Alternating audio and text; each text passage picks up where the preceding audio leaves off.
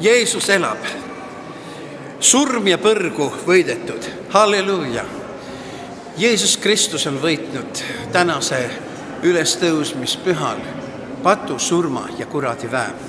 Ma olen Jeesuse Kristuse ülestõusmise elav tunnistaja, kuidas Jumal päästis, tõi välja patust ja surmaunest hippide keskelt ühe pikajuukselise lõnguse, andis mulle uue elu, vabastas mind kõigist pimeduse ahelatest ja ma olen tunnistaja sellele, mida inglid tunnistasid Iisraeli maal tühja hauakoopa juures. Mis te otsite elavat surnute juurest? Luuka 24:5.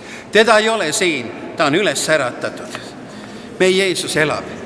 Jääge kindlasti selle peale, sellesse usku. See Jeesus, kes elas, risti löödi, maeti, äratati üles surnus, on tagasi tulemas. Tänasel päeval hüüdku kõik pasunad, tänasel päeval laulgu kõik koorid. Jeesus elab ja ta on tagasi tulemas. Jeesuse haud on tühi.